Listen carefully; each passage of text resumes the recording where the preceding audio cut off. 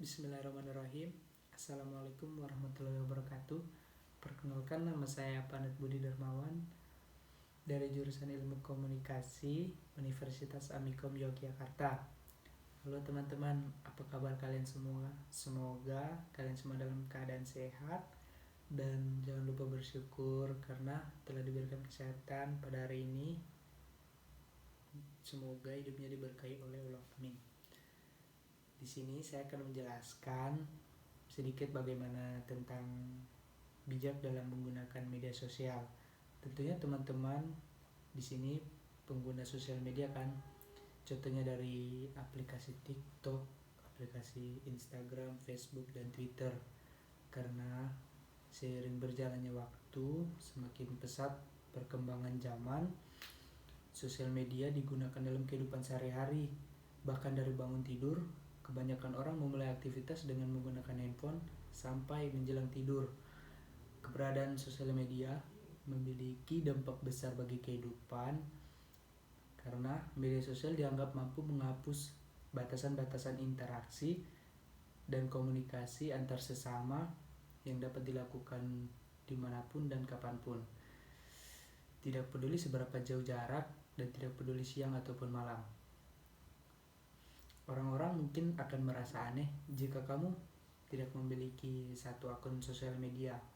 Ya, fungsinya yang berawal dari media bersosialisasi mengalami perubahan dan peningkatan hingga bisa menjangkau aktivitas seseorang dalam banyak hal. Saat ini akun-akun sosial media seperti Facebook, Twitter, Instagram, dan juga TikTok itu semakin berkembangnya penggunaan dalam sosial media, banyak juga terjadi kasus penyalahgunaan hingga perlu untuk diproses menurut hukum yang berlaku. Ya, nah di sini saya akan menjelaskan bagaimana tentang kebijakan dalam penggunaan sosial media. Ada beberapa tips yang harus diperhatikan dalam kebijakan menggunakan sosial media, yaitu salah satunya nih, yang satu, digunakan sesuai kebutuhan. Kalian menggunakan seperlunya aja, jangan terlalu aneh-aneh dalam penggunaannya.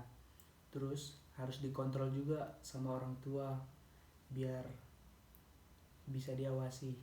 Yang kedua, jaga sikap dan etika. Tidak hanya dalam kehidupan nyata saja, sikap dan etika juga perlu ditunjukkan saat menggunakan media sosial. Bahasanya harus sopan, santun terhadap lawan bicara, terhadap orang-orang yang berkomentar gitu. Itu perlu diterapkan agar tidak menyinggung perasaan lawan bicara di sosial media. Jangan toksik, itu intinya. Ikuti informasi yang bermanfaat. Perlu adanya filter untuk mengambil sumber informasi yang ada di media sosial. Semisal mengikuti akun-akun yang ada di sosmed, akun-akun yang bijak gitu, itu boleh. Terus yang keempat, manfaatkan media sosial semaksimal mungkin. Sebagai media yang bisa digunakan untuk berbagai hal, media sosial bisa menjadi pasar yang efektif untuk memamerkan skill, kemampuan, dan kreativitas kita. Selain opini atau pendapat, juga bebas diutarakan di media sosial. Yang kelima itu, jangan asal posting. Meskipun platform media sosial itu saat ini punya fitur privasi yang bisa kamu atur, namun tak ada salah untuk menggunakan media sosial menjadi lebih baik dan bermanfaat sehingga tidak menyinggung pihak lain. Yang keenam itu ada selalu waspada. Kita perlu kewaspadaan dan jangan langsung percaya. Waspada pada pengguna-pengguna tak dikenal yang tiba-tiba mengirim pesan tanpa maksud gitu dan tujuan yang jelas untuk mencegah terjadinya penipuan dan hal-hal yang tidak diinginkan. Itu sangat penting karena kita tidak tahu di luar sana banyak yang membuat kejahatan gitu. Nah, mungkin itu beberapa tips yang bisa kalian hindarkan dan beberapa hal negatif dalam penggunaan media sosial. Jadi kalian sebagai pengguna media sosial harus terus bijak dalam penggunaan dan jangan sampai terjerumus dalam hal-hal yang negatif. Sebagai penutup, ada beberapa hal yang perlu diperhatikan dalam penggunaan media sosial. Yang pertama itu, media sosial ini bisa dilihat oleh semua kalangan, sehingga harus mengutamakan prinsip kehati-hatian dalam mengeluarkan tulisan dan sebagainya, atau memposting apapun itu. Lebih bijaksana kalau kalian para pengguna itu tidak asal menyampaikan tulisan tanpa bisa bertanggung jawab ataupun bermuatan hal-hal yang melanggar ketentuan sebagai pengguna media sosial.